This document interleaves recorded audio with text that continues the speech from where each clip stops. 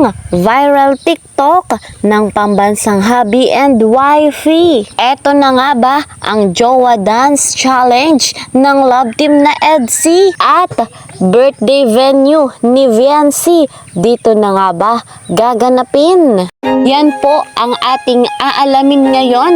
Pero bago ang lahat, isa munang magandang araw at gabi sa inyong lahat.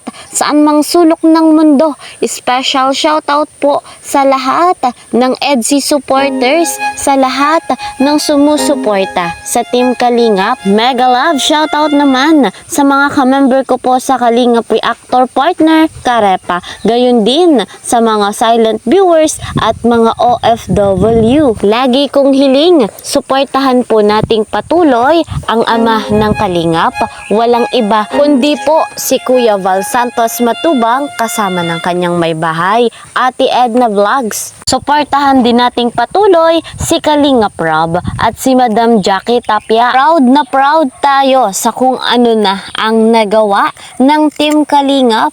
Napakaraming pabahay, scholarship at financial assistance ang kanilang napagkaloob sa mga beneficiary. At para mas marami pa nga pong matulungan, patuloy nating panoorin yung kanilang vlogs. At wag po nating skip yung ads. Malaki nga po ang tulong nito para mas marami pang malingap. Ako naman, ang inyong lingkod, Kalingap Kiel, patuloy po na naglalambing. Sa bago pa sa aking munting channel, please po subscribe, like and share my videos. At para lagi po kayong updated, don't forget, click the notification bell. Eto na nga mga Kalingap, dito tayo sa pambansang hubby and wifey viral TikTok. Eto na nga ba ang Jowa Dance Challenge ng love team na EDC. Eto guys, panoorin natin. Credit to the owner of this video, Viancy Batalero.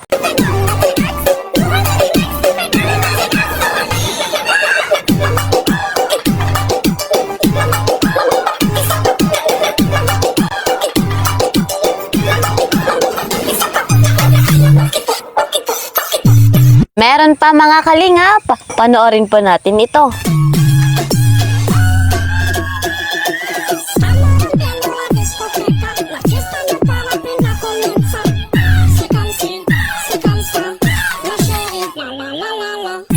Yan, napakatindi ng Jowa Dance Challenge ng love team na ito. Napakasayang banding ng love team na ito. Talaga din naman, hindi po talaga pahuhuli. Pero eto nga po guys mga Kalingap, dahil nalalapit na nga po ang 18th birthday ni Viancy. Eto na nga ba ang magiging birthday venue? Ang Transient House ni Kalingap Rob.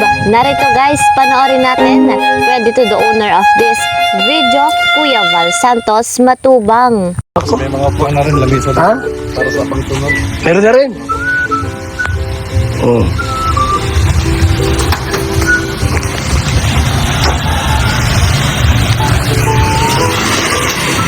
So ito may swimming pool dito, yung gusto maligo ha, yan o. Ganda di ba? Oh. Ay sus, grabe, masarap maligo. Ayan po. Ano yun? Magandang tambahan po na. Ay, meron ng tambayan. Walang bubong yan. Mga kaibigan, no? Ayos, ano? Di ba tapos yan? Oo yan. Ganda ng lugar dito. Pero ligo ka na. Hindi na maligo dyan. Hindi naligo dyan, naligo kayo. Hindi lang din, nakaligo lang ngayon. Yan? At hindi pa ako natumbog yan at kaya sa gano'n pag gano'n ha. Ang sarap dyan. Dito lang na.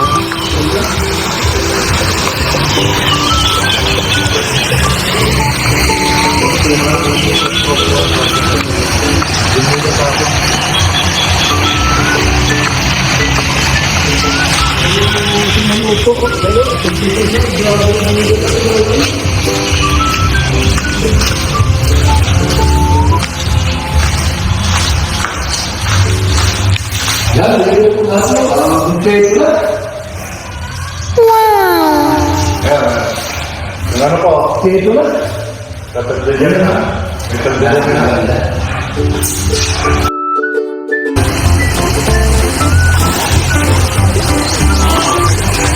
o. Grabe.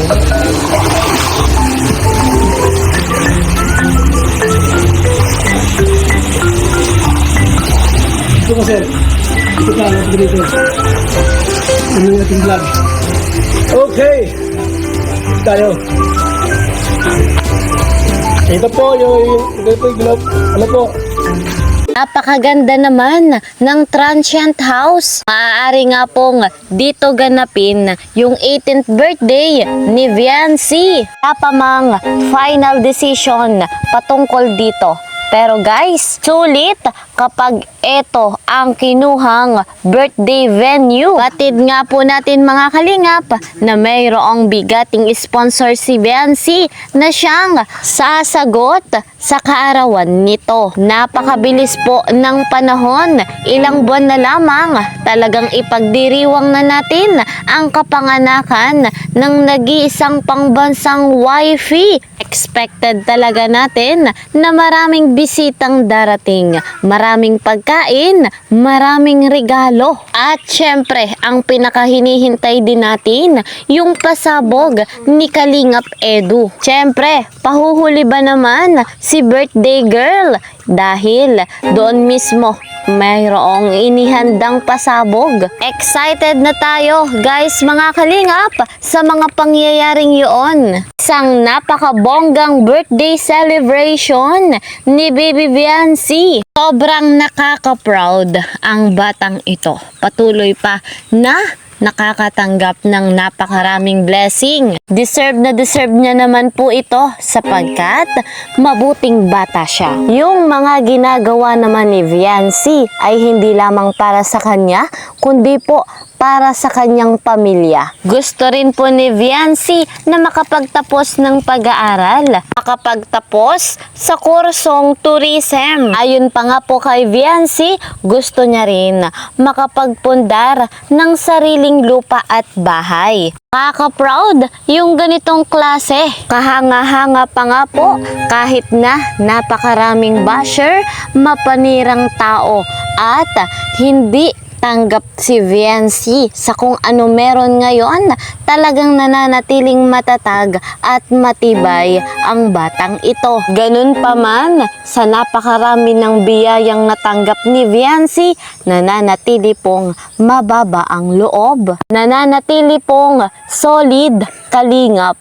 Kaya naman mga kalingap, huwag po tayong magsasawang suportahan ang tambalang ito. Sa ngayon, ito po muna ang ating update. See you po sa next video. Mag-ingat po kayo palagi. God bless everyone. God bless Team Kalingap. Bye-bye!